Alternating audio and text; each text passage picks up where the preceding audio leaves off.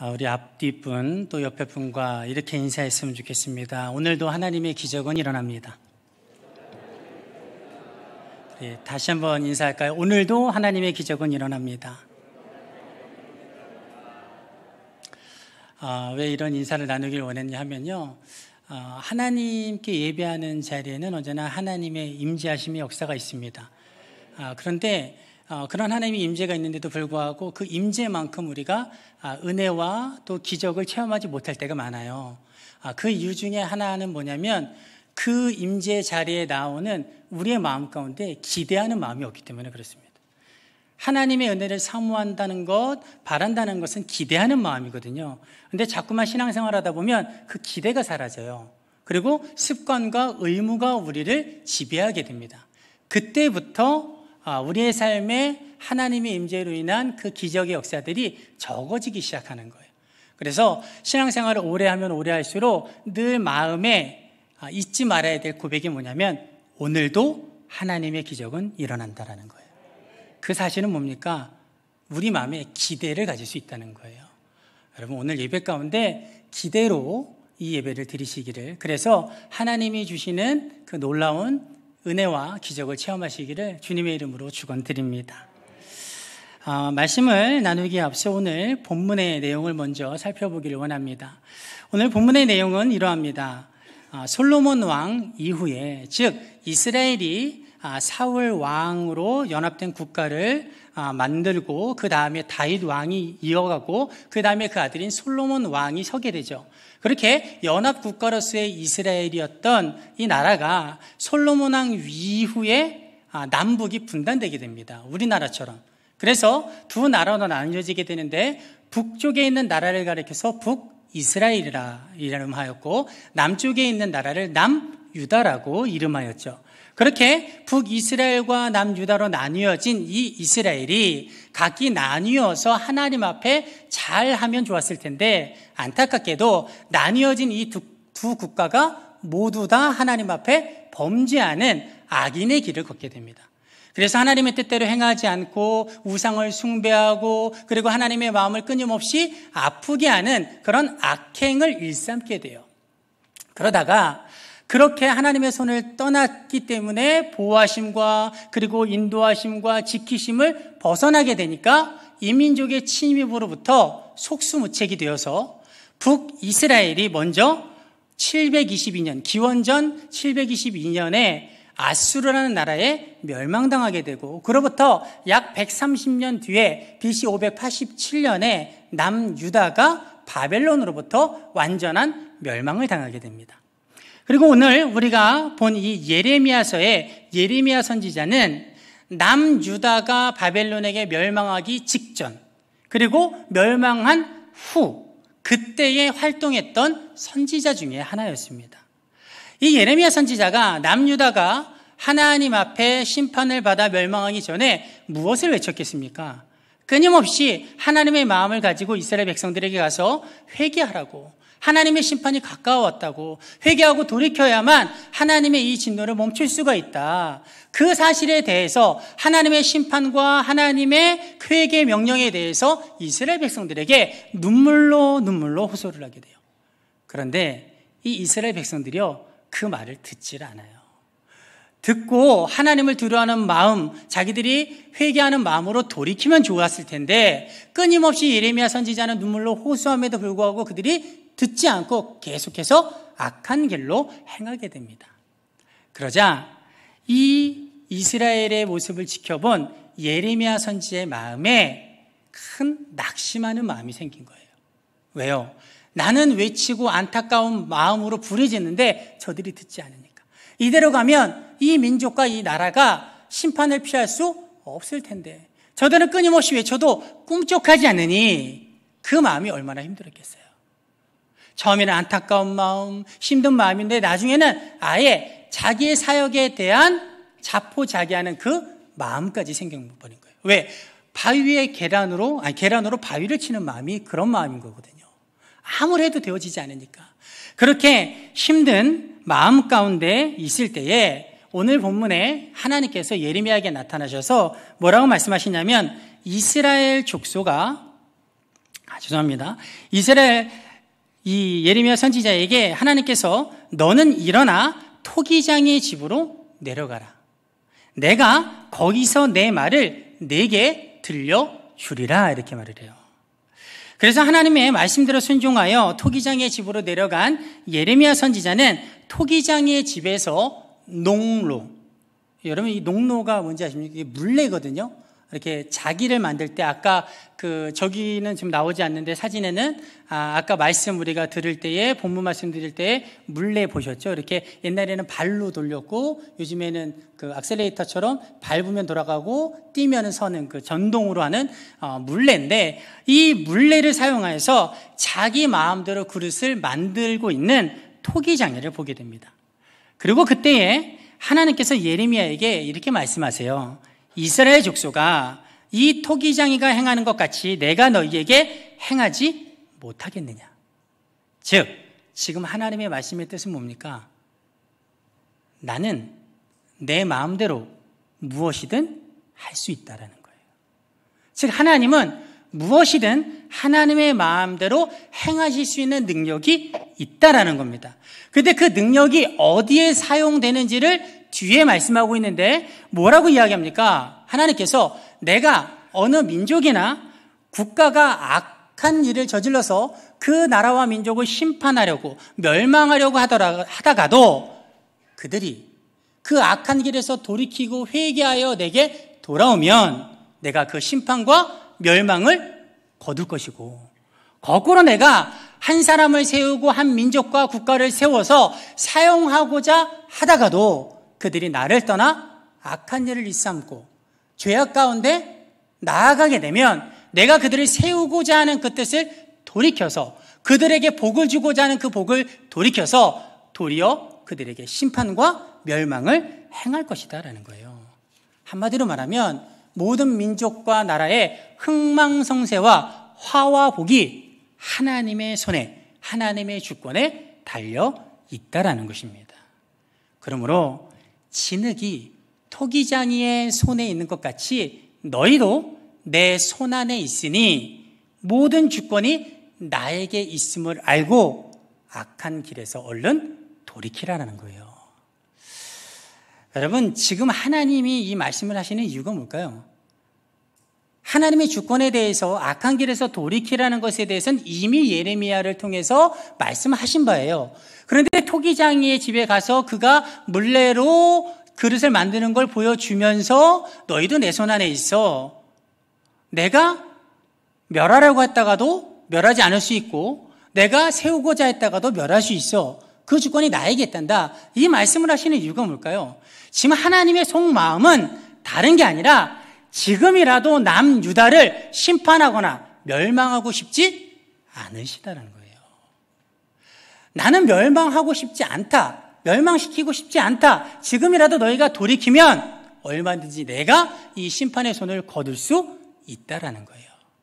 그러니 예레미야야, 낙심하지 마라. 저들이 네 말을 듣지 않는다고 해서, 내 말을 귀 기울이지 않는다고 해서, 전혀 미동이 없는 것 같다고 해서 실망하거나 낙심하지 마라. 포기하지 마라. 끝까지 소망을 가지고 말씀을 선포하라라는 거예요. 왜냐하면 지금 심판 가운데로 나아가고 있을지라도 언제든지 그 길에서 돌이키면 내가 내 능력으로 그 심판을 거둘 수 있으니 너는 낙심하지 말고 소망을 가지고 끝까지 말씀을 전하다라는 것이죠. 여러분, 여기까지가 오늘 본문의 내용입니다. 오늘 말씀을 통해서 우리가 함께 나누길 원하는 은혜는 하나님께 맡기기만 하면 하나님이 우리를 최고의 작품으로 만드신다라는 것입니다. 우리가 하나님께 맡기기만 하면, 그러니까 우리가 우리 스스로 최고의 작품으로 우리를 만드는 게 아니에요. 성경이 말하고 있는 원리는 뭐냐면 우리는 하나님께 우리를 맡겨드리는 거예요. 그러면 최고의 작품으로 만드시는 이는 누구십니까? 하나님이시다라는 거예요. 왜냐하면 오늘 본문 4절을 보십시오. 오늘 본문 4절을 보면 진흙으로 만든 그릇이 토기장이의 손에서 터짐에 그가 그것으로 자기 의견에 좋은 대로 다른 그릇을 만들더라라고 이야기를 해요. 그리고 그러한 토기장의 모습이 누구라고 이야기합니까? 하나님의 모습이다라는 거죠. 여러분, 그렇다면 여기서 그릇이 손에서 터졌다. 토기장이가 그릇을 만들고 있었는데 그 토기장이가 그릇을 만드는 그 손에서 그릇이 터졌다라는 것은 무슨 뜻일까요?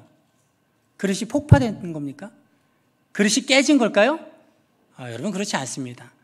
여러분, 여기서 그릇이 손에서 터졌다라는 본래 뜻은 뭐냐면요, 토기장이가 본래 만들고자 하는 그 그릇의 모습으로 이렇게 그릇을 만들어가고 있었는데 갑자기 그 모양대로 만들어지지 않고 그 모양이 어긋나 버렸다라는 거예요.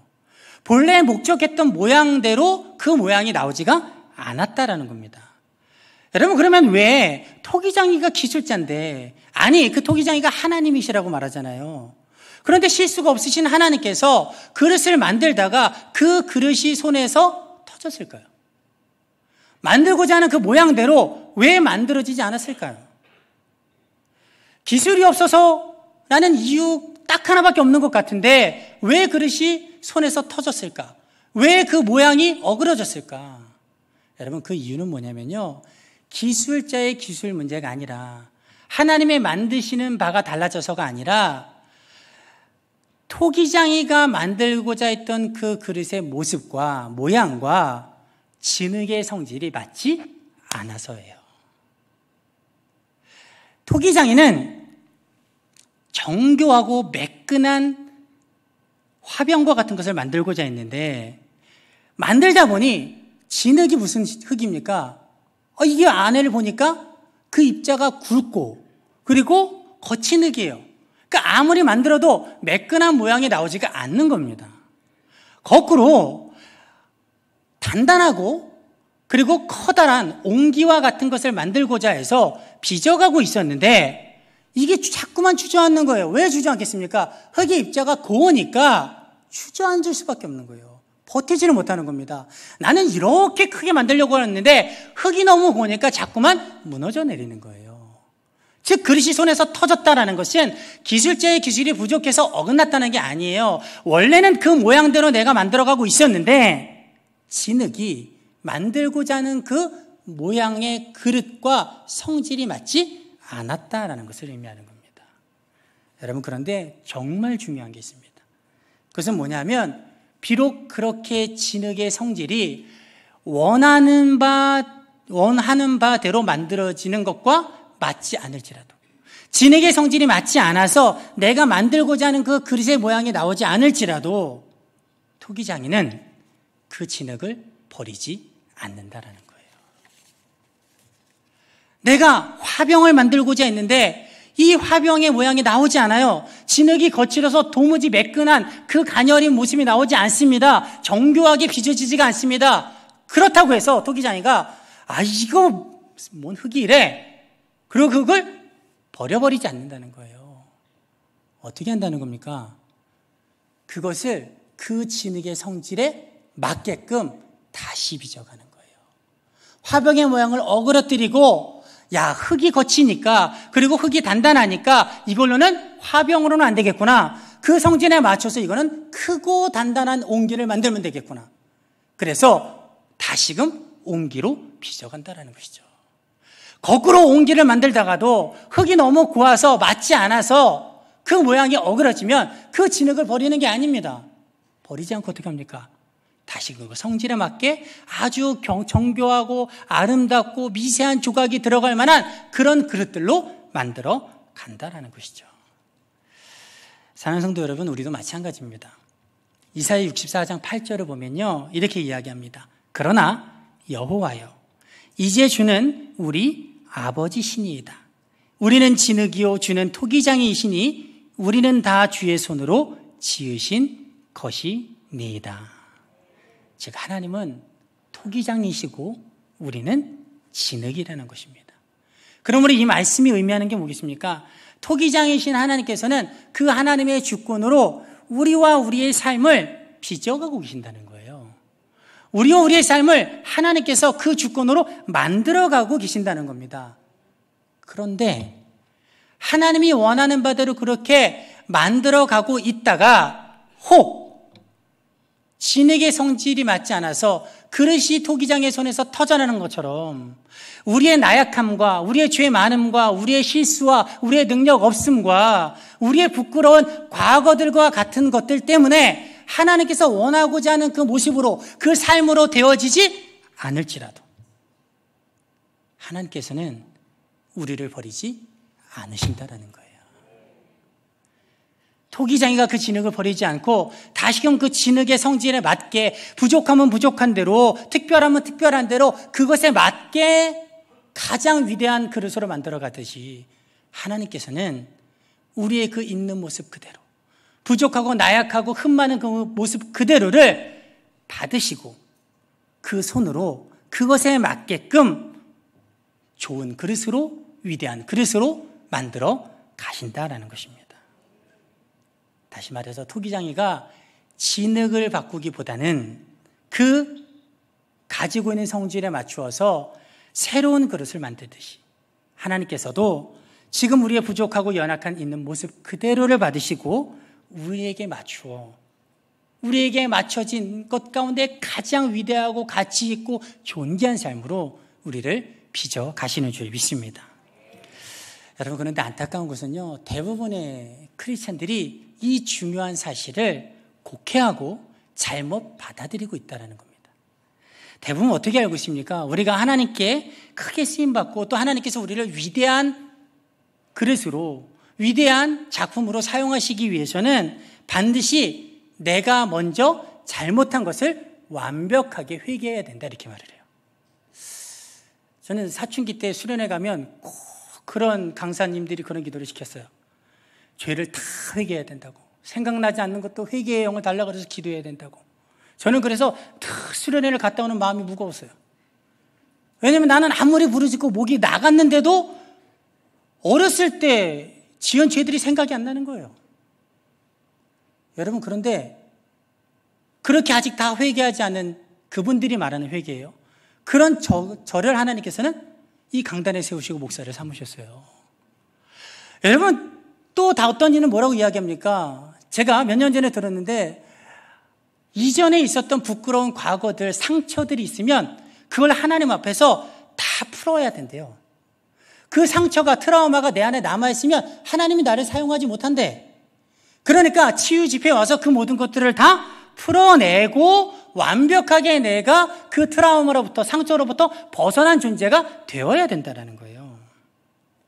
또 어떤 분들은 지식이 부족하면 안 된대요. 능력이 부족하면 안 된대요. 그 모든 것들이 갖추어져야 하나님께서 우리를 위대한 사람으로 쓰실 수 있다라고 이야기한다는 거죠.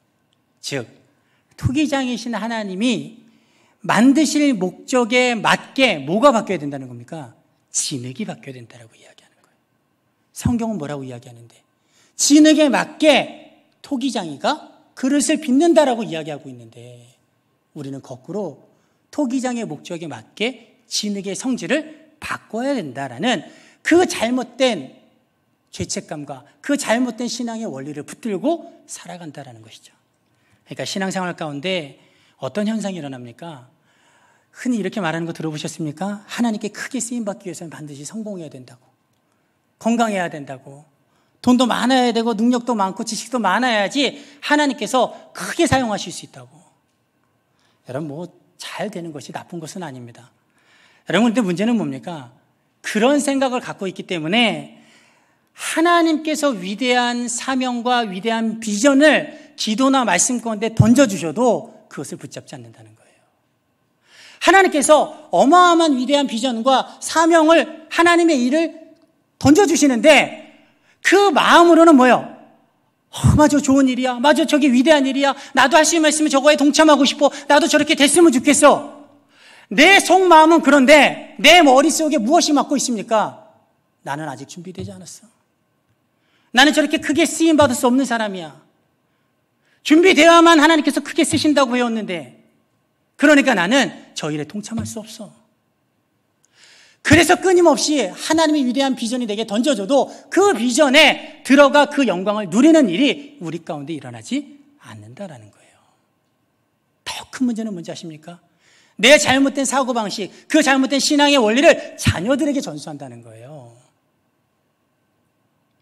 아무 생각 없이 뭐라고 이야기합니까? 자녀들에게 너희는 하나님 앞에 크게 쓰임받아야 된다.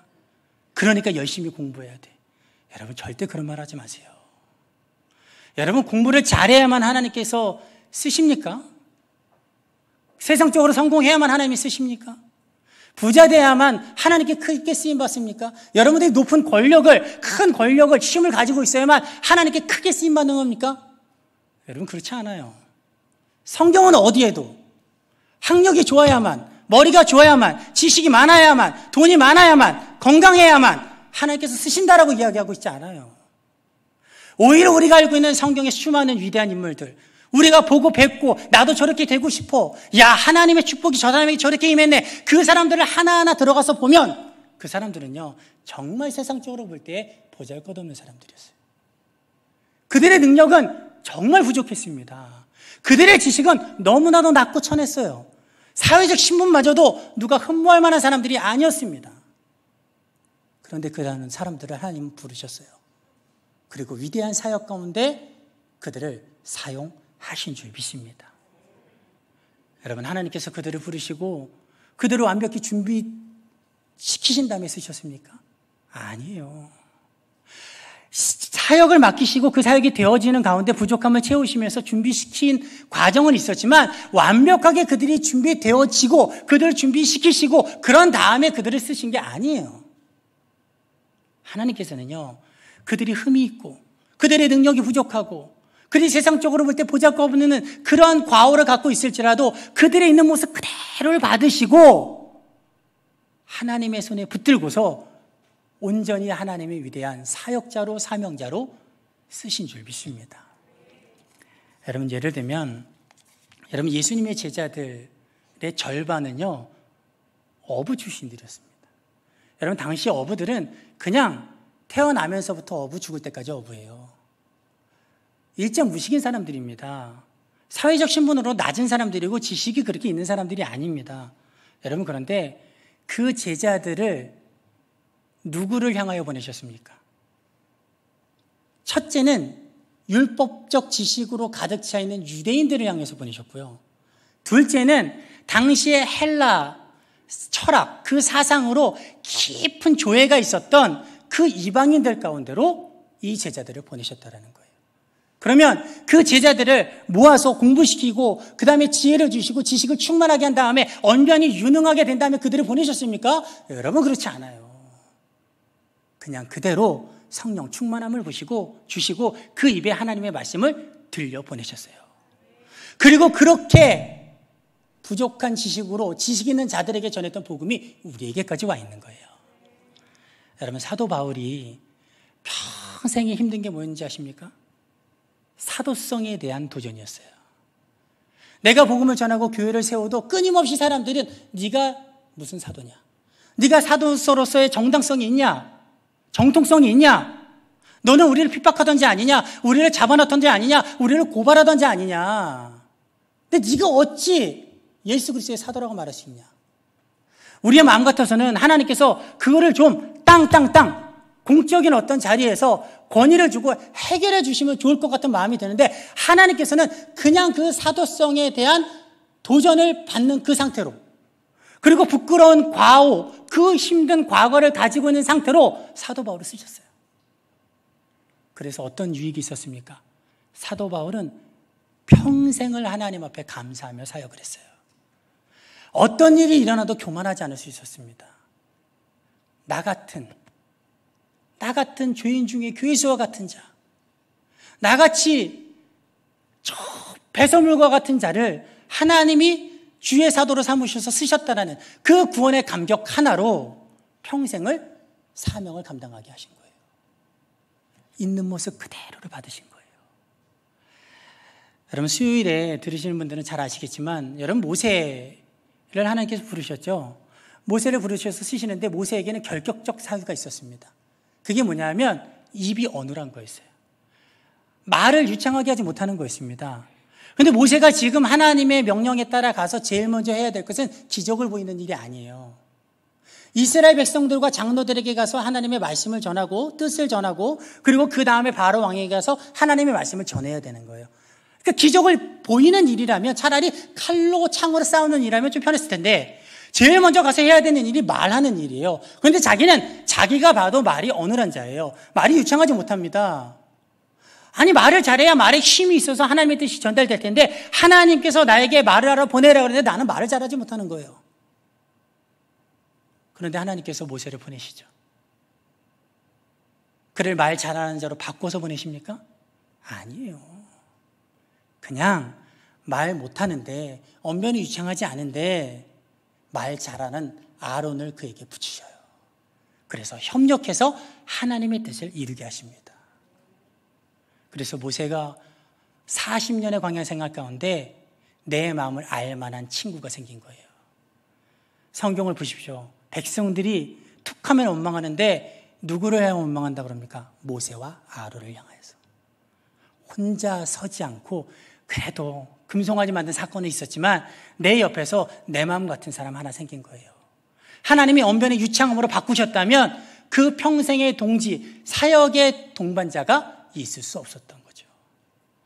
여러분, 기드온은요, 적군이 무서워서 포도주 틀에 들어가서 숨어서 타작하던 사람이에요.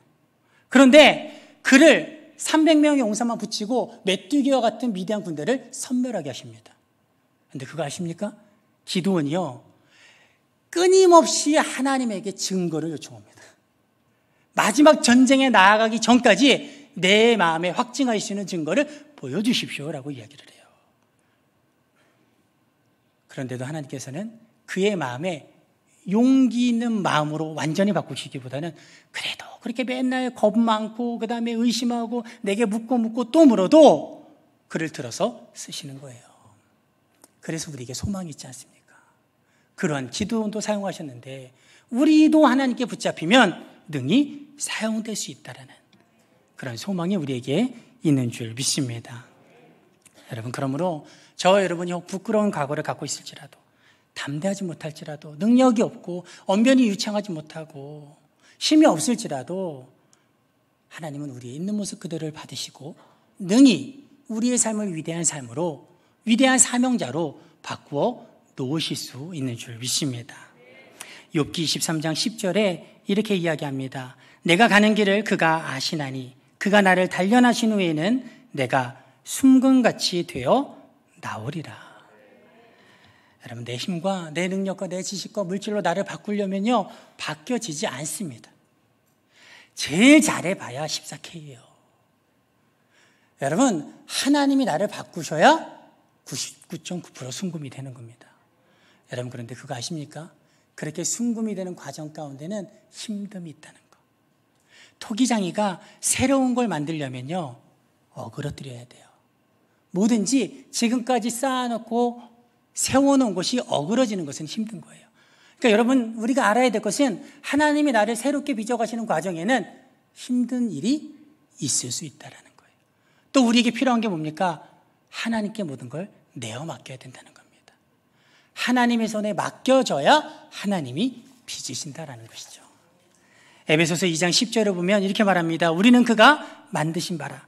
그래서 예수 안에서 선한 일을 위하여 지으심을 받은 자니 이 일은 하나님이 전에 예비하사 우리로 그 가운데서 행하게 하려 하심이니라. 여러분, 여기서 우리는 그의 만드신 바라 라는 이 문장을 세번역 성경은 어떻게 해석하고 있냐면 우리는 하나님의 작품입니다 이렇게 말을 해요. 여러분, 우리가 왜 작품입니까? 왜 우리가 걸작이고 왜 우리가 위대한 작품입니까? 여러분, 여러분의 삶을 볼 때, 나 자신을 볼 때 위대한 작품처럼 느껴지십니까? 여러분이 어떻게 느끼시냐는 상관없습니다. 왜냐하면 성경이 말하는 바 우리는 한 사람 한 사람 모두가 하나님의 위대한 작품이기 때문입니다. 여러분, 우리가 작품일 수 있는 이유는 뭐냐면요, 내게 있는 게 아니에요. 하나님이 만드셨기 때문에 위대한 작품이 되는 거예요. 저는 예술에 대해서 잘 모릅니다. 그런데 조그마한 지식으로 보면요, 간단한 원리를 발견하게 되는데 똑같은 캔버스 위에 똑같은 선과 똑같은 색을 칠해도요, 누가 했느냐에 따라서 값어치가 달라져요. 어느 누가 그 글을 썼냐에 따라서 그 원고의 값어치가 달라지더라고요. 하다못해 초고 있잖아요. 초고. 완성본이 아닌 초고도 위대한 문인의 거장이 작성해 놓은 초고이면 그 가치가 어마어마합니다. 글의 완전함이 그 작품의 위대함을 만드는 게 아니에요. 누가 썼느냐, 누구 손에 붙들려 만들어졌느냐가 그 작품의 위대성을 결정하는 줄 믿습니다. 여러분, 우리는 누구 손에 맡겨져 있습니까? 하나님의 손에 맡겨져 있어요. 하나님의 손에 맡겨져 있기 때문에 우리는 위대한 작품이에요. 하나님이 나를 빚어가고 있기 때문에 우리는 위대한 작품으로 만들어질 수밖에 없는 존재인 줄 믿습니다. 하나님은 토기장이시고 우리는 진흙입니다. 하나님께서 우리를 빚어가시다가 혹 우리의 과오와 실수와 부족함과 흠 때문에 그 목적한 바대로 빚어지지 않을지라도 걱정하지 마십시오. 하나님께서는 위대한 거장이시기에, 위대한 예술가이시고 위대한 능력자이시기에 그 흠 그대로를 살려서 오히려 우리를 위대한 작품으로, 우리의 삶을 놀랍고도 의미 있는 삶으로 바꾸어 주실 줄 믿습니다. 실패하고 넘어진 나의 모습을 보면서 낙심하지 않기를 원합니다. 노력하고 노력해도 변화되지 않는 나의 삶을 보면서 실망하지 않기를 원합니다. 나의 되어져가는 과정을 바라보지 말고 내가 누구 손에 붙들려 있느냐를 기억하기를 원합니다. 단언컨대 저와 여러분은요, 한 사람 한 사람 모두 위대한 작품입니다.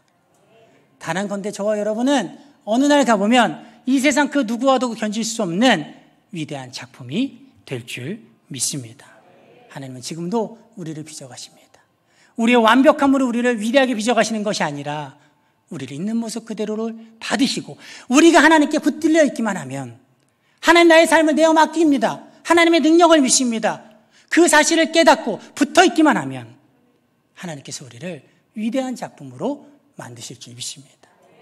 예수님께서는요, 열매 맺기 위해 너희가 땅에 걸음지고 그리고 나무를 튼튼하게 세우라 말씀하지 않으셨어요. 햇빛을 많이 쐬라, 그리고 수분을 충분히 섭취하라, 이렇게 말씀하지 않으셨습니다. 뭐라고 말씀하셨습니까? 내게 붙어라. 너희는 가져라. 내게 붙기만 하면, 그러면 모든 것을 내가 공급하고 너희가 열매 맺게 해줄게.